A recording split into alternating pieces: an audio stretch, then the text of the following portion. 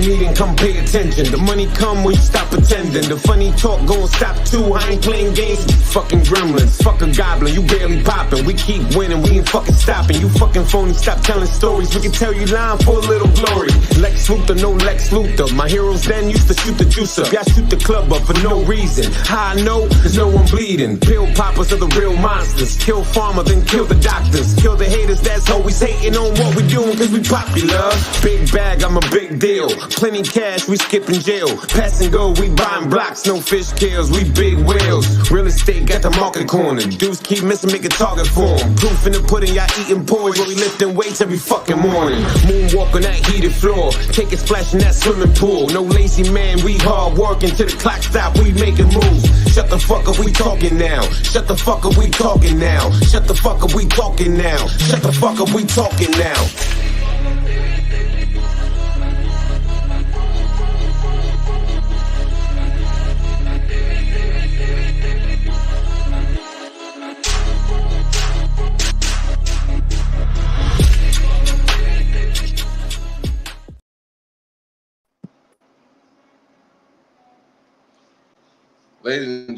Ladies and gentlemen, welcome to another Wrestling Weekly Review edition of the Family Meeting Podcast. I am your host,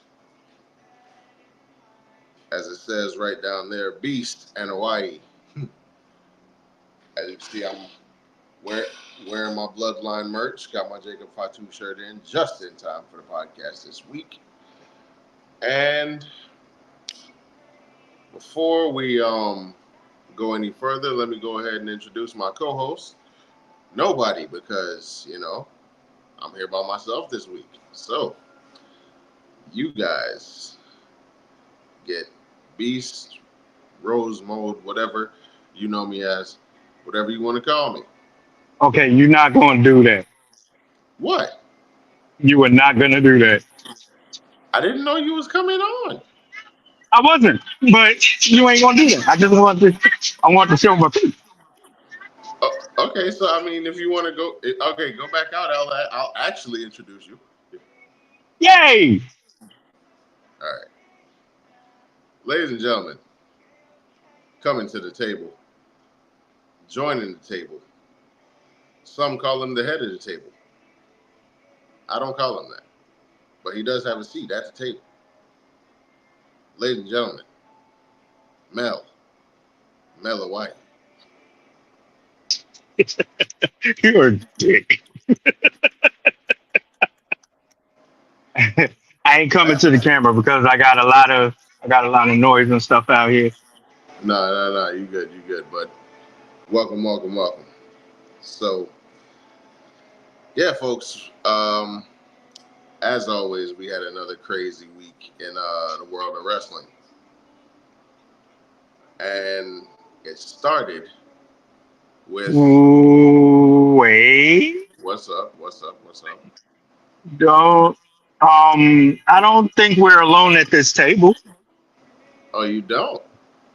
No, I know we're not. Well, who has pulled up a chair? You know what? I kind of wanted to meet this person, so I'm gonna let you introduce this person. All right, ladies and gentlemen, in the background, but now pulling up a seat to the table, we have a very, very good member of the family, and a member who is always welcome to the table at the Family Meeting Podcast. Ladies and gentlemen, the very esteemed Miss What That Lariat Do, Ruthless Lala.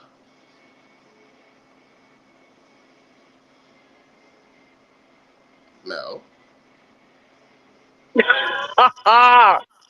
What up, peoples?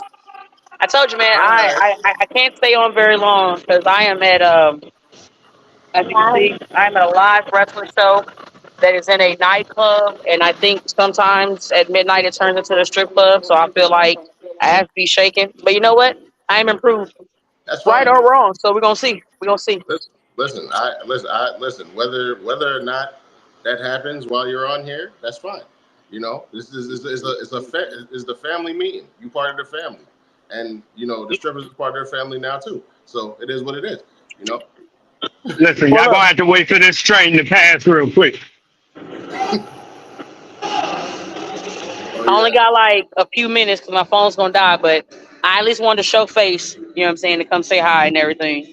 No, you good. I appreciate it. We definitely appreciate Next it. time, hit me up in like ahead of time, bro, Oh yeah, so I can actually fly through. You was on proper light skin time, I see. I was. I listen. There was a lot going on behind the scenes today. It's been today, but it's all good. I had somebody else coming on. They got called into work. I was like, damn. Well, go ahead and say what you want to say, Mel, before I get off of here. God damn it. Go ahead, Jamel. All right, first of all, anybody can get it. I love you. Just know that, all right? I love you. I'm talking to you. I looked at you before I said it. Like, you sure you can't stay a little longer? No, I'm sure. I'm at 12%. Okay. I'm at 12%. I'm going to have to come back and catch you, Negro, at another later. I'm sorry, light skinned Negro, dark skinned Negro, at another light skinned, dark skinned time. Respectfully. No, all jokes aside, I've been wanting to meet you. It's a pleasure to meet you. Like, you dope as fuck. Like, I fuck with you. She is. Excuse me. Oh, look, real New York shit. She walked in my way and didn't move. Actually, I was in New York, but I'm in New Jersey. Well, now, like right now, the show's in PA, so I'll be back in New York later. Oh, okay, cool. Well, I love y'all heathens. Nothing but mad love and respect. We'll definitely catch up. I'll definitely slide in and come and hang out when my phone is at 100% and not 11. God damn it, it's still going down. Shit. I love y'all, and I'm going to talk to y'all later. I'm going to hit you up this week. We'll talk. I got you, man. All right. That's fire.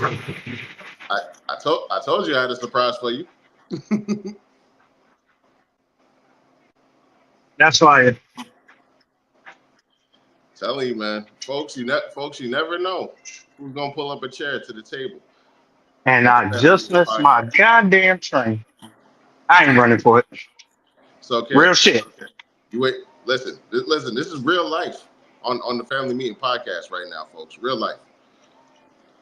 But yo, this crazy week in wrestling began with Monday Night Raw, and of course, what does everyone want to talk about? We want to talk about mommy. We got to talk about mommy. We got to talk about Dom. We got to talk about Liv. We got to talk about all of that. So apparently, as we saw the week before, everything seems to be all good between Dom and Rhea. So we kick off the show, and we're in the Judgment Day locker room, clubhouse, whatever you want to call it, and Dom and Rhea are talking. Well, no, first Rhea tells them to stop playing the games and, you know, focus up on what they got to do tonight. You know, they got the tag team titles and everything. And, you know, she's going to win back her title. Damien's going to defend his. You know, this, that, and the third. Judgment Day. Number one. So Dominic steps up and he asks Rhea, what's up with the thing he saw on, I believe it was Twitter or whatever, how she got asked if Jey Uso has her number, and she said yeet. So she said, you know, she was just messing around, whatever, and, you know, she saw what he's been doing on his socials while she's been gone. So, you know, she kind of said it lightheartedly or whatever, but, you know, if you know, you know, the evidence is there. So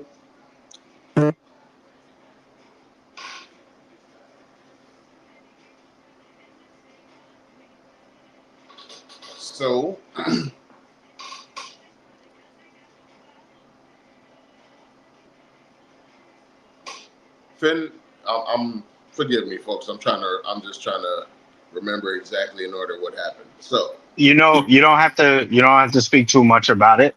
Just, give the bullet points of it, and we can keep moving. Because, like I said, I don't want you to be up here by yourself too long. okay. Yeah, folks. We're not going to be on here too long. So basically, what happened after that? Later in the night, all the Judgment Day is looking for Jey Uso, even though Mommy told him not to. But they said, they're going to handle it anyway. So Finn says, let's split up. He sends Dominic one way, and he goes the other. Dom meets up with Liv. Liv is, pushing up on him. Finn comes back, asks Dom what it was all about. Did he find Jey? Blah, blah. That the third. Cut back. Later, Carlito lets it spill out that Dom was talking to Liv earlier. So Rhea gets pissed, drags Dom to the ring, tells Rhea, if you want him, come get him. So Rhea comes out, but she doesn't come out to the ring. She comes out through the crowd. And she and Rhea are exchanging words back and forth. One of the main things she said was, beautiful men like Dom don't go for for girls that look like Rhea. They go for girls that look like Liv. And she kind of did a slow spin, lingering on the back part of it. Twitter went crazy that night, and I believe it's still littered with many gifts, pictures, whatever, of Liv Morgan from the back. Anyway, so she says she just wants to hear those 3 little words from Dominic. So Dominic says, I'll give you them 3 little words, all right. He doesn't say I love you. He says, I hate you. You ruined my life. Stay out of my life. Goes off in Spanish. Basically just tells Liv to hit the bricks and goes with Mommy. And for his troubles, he got his face licked by Rhea Ripley, living out the dreams and fantasies of many men across the internet. No doubt. Folks, this one is definitely heating up going into SummerSlam, but I forgot that's not how we started. We actually started with Gunther coming out to address Damian Priest and everything he said last week. So he comes out, he says he meant everything he says. He doubles down on it all. He calls Damian trash. He calls the Judgment Day they're all street trash. And he's just running him down. Damian comes out, microphone in hand. But if you go back and watch it, folks, you can tell by the way he's walking, even though he has a microphone in his hand, he's not coming to talk. So walks down to the ring with a purpose, steps up to Gunther, puts the mic to his mouth, then says, screw it, tosses it, decks Gunther in the mouth. We have a whole big brawl coming out. Security's coming out, but they're getting whooped on as well. There was a lot of security getting beat up this night because there's a lot happening going into SummerSlam. But yeah, security couldn't contain the brawl. They kept catching back up with each other. We cut to commercial, cut backstage again. The interviewer is trying to get a word with Gunther. Before she could even approach him, Damien is jumping on him again. So Adam Pearce finally has enough. He can't stop the brawl. He tosses them both from the building, ejects them, tells them both to go home. So he banned them from the building for the evening. But the brawl in and of itself, folks, was absolutely just it was one of those classic pull aparts. It was one of those classic pull apart brawls. Pause. Pull apart brawls. I said pull aparts. Pause on pull apart. Anyway.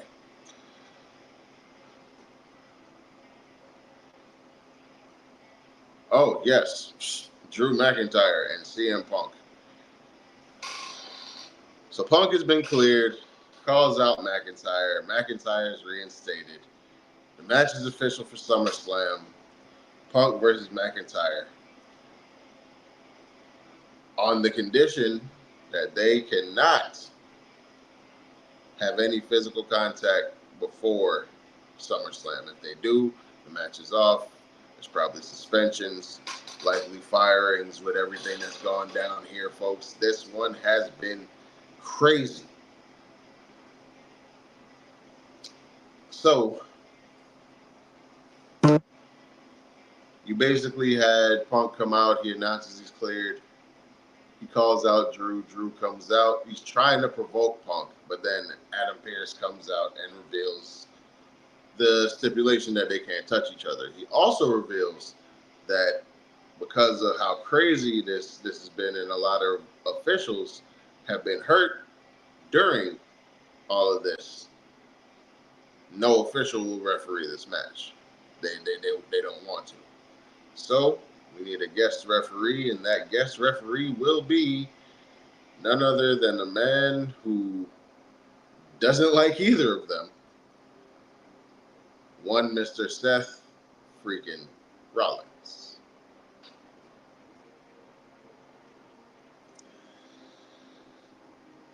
Folks, this dynamic just got real crazy, and this week we are going to have Seth Rollins giving his referee instructions to Drew McIntyre and CM Punk live in the middle of the ring. Remember, they can't touch each other, folks. This one is going to be fucking clown shoes. This one is going to be anything, folks. I mean, Raw is definitely leading the charge with the storylines going into SummerSlam, which is next Saturday.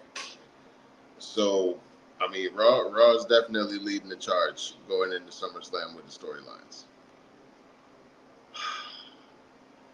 We had Chad Gable and Uncle Howdy catch up. Chad was in there running down Alpha Academy after they lost to the Final Testament. Yes, Final Testament. And it got physical. Chad and the Creed brothers attacked them, and lights go out. Wyatt family is coming out, the Wyatt Six rather, and Uncle Howdy appears behind Chad in the ring, screams, "There you are," gets his attention, and hits one of the cleanest looking Sister Abigails you'll ever see. It's going to be interesting to see what happens with that going into SummerSlam as well. Like I said, Raw is leading the charge as far as the storylines. That's not to say SmackDown doesn't have strong storylines, but it doesn't have as many strong storylines as Raw has going into SummerSlam. It has the Bloodline. It has the thing with LA Knight and Logan Paul. For me, it stops there. Well, now the Tag Team Championships, but that's because of the Bloodline. They're now in that, but we'll get into that in a minute. You know, like I say, Raw is definitely leading the charge as far as the storylines are going into SummerSlam. Braun Breaker and Sami Zayn. That's another one. Sami got left laying again. There's not a lot to say there. Sami got left laying again. So it's going to be interesting to see whether or not Braun gets it this time, or will Sami retain again, and maybe Braun, continues more destruction. What's up, bro?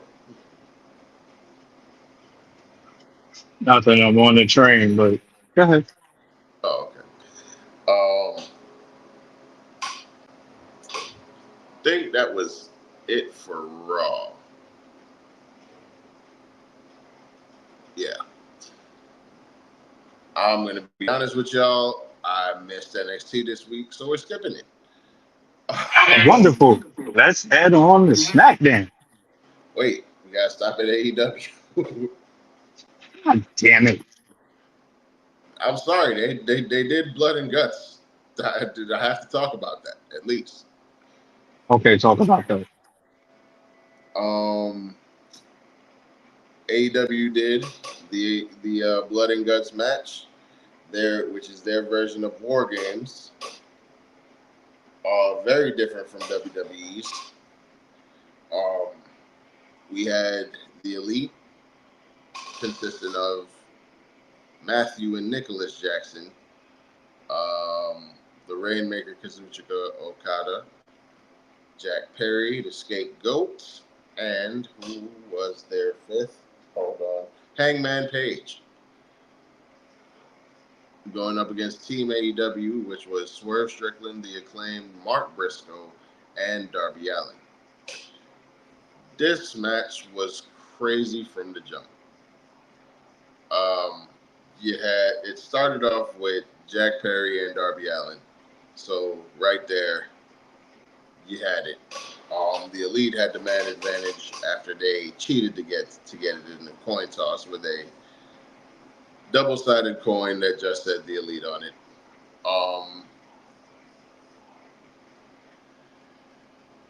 Let's see. High spots, because this was crazy. Hangman didn't come out for his normal entry, which kind of nullified the man advantage that they had. He only came out while Swerve was on his way out as the last entrant. To attack him, handcuff him to the cage, like it was real personal.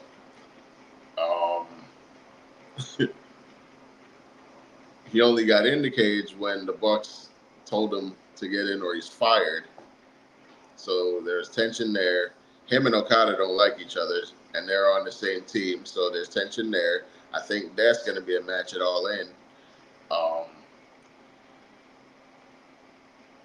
Let's see. Team AEW got the win when Matt Jackson surrendered after also giving Darby Allin a TNT title shot against Jack Perry. And he did this so that he wouldn't set Jack Perry on fire again. They had him handcuffed to the cage, Raven style, in the 90s.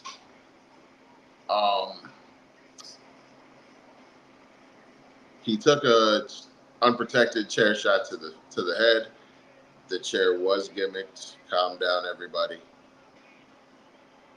And yeah, they threatened to set him on fire, and the Bucks, Matt Jackson surrendered and gave Darby Allin a TNT title shot so that they would not. It was a brutal match. It was bloody. There's definitely spots I'm missing.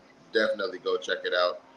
Go check out the promo everything between MJF and Will Ospreay as well. There was a lot to check out from Dynamite. I'm just glossing over it because here by myself, I ain't gonna be here too long, folks. So now we jump on over to SmackDown last night. Again, the main thing to talk about there is the Bloodline.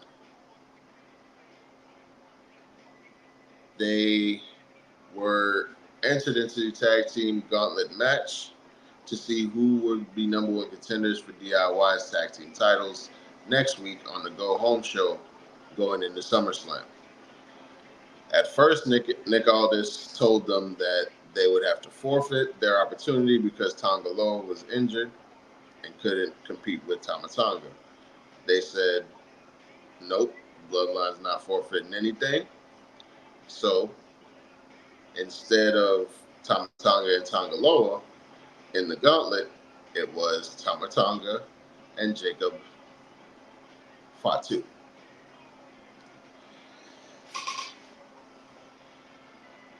And what was worse, they went last. So all they really had to do was pick up the scraps. It came down to them and the Street Profits. They defeated the Street Profits. Next week, it will be Ciampa and Gargano defending against Tama Tonga and Jacob Fatu. I expect the titles to change hands again, because I expect those to go to the Bloodline. We also had a lot with, we had a tag match between Tiffany Stratton and Nia Jax against Bayley and Michin, which Tiffany Stratton and Nia Jax were victorious. They kept Michin out of most of the match. They attacked her before the match. They effectively kept her out of most of it until she got a hot tag. Got some really good offense in, but in the end it wasn't enough. Annihilator to Bayley. Nia Jax pinned Bayley 1, 2, 3. And I believe that was the main. Yeah. Was that the main event? That was the main event. And then we also had some words from Cody talking about how he didn't think Solo was ready. Told Solo he wasn't ready last time they saw each other. And he wants to stand in the ring with him face to face to see if he is now. At the end of the night, we had Solo's comments basically accepting that and saying that at SummerSlam, everyone will acknowledge him as the tribal chief. And if Roman Reigns has a problem with that, he knows where to find him. So, folks, I think that pretty much solidifies we will be throwing up our ones this way again come SummerSlam. Well, folks, that's basically the Wrestling Weekly recap, all wrapped up in a bow. Normally, we would have some comments, some engagements, some interactions, but I'm flying solo today, folks. And I don't mean solo like, the tribal chief. Flying solo today, so we're going to keep it short. So, without any further ado, Mel, do you want to come on and wish the people a great weekend, or you just going to leave it to me? Go leave it to me. All right, bet. Folks, those of you watching, if there is anyone watching, I can't see, but if there is, thank you for sitting with your boy on this very short edition of the Wrestling Weekly Review. You could have been, I get to do this week. I know that you could have been anywhere in the world. But whether you're with me right now or you're going to be watching later, you're right here with me. And I appreciate that. And we appreciate that here at the Family Meeting Podcast. For my fellow co-hosts, this is Dad Mode, a.k.a. Beast Mode, a.k.a. Beast NOY, a.k.a. Rose Mode, a.k.a. Rose, whatever you want to call me. Just don't call me a bitch. We'll see you next time on the Family Meeting Podcast. Meeting adjourned. Play the music this time.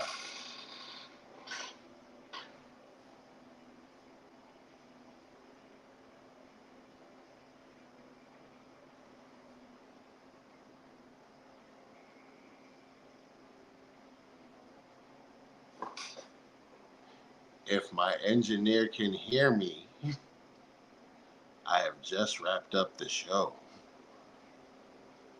You may now hit the outro so that you can end the show.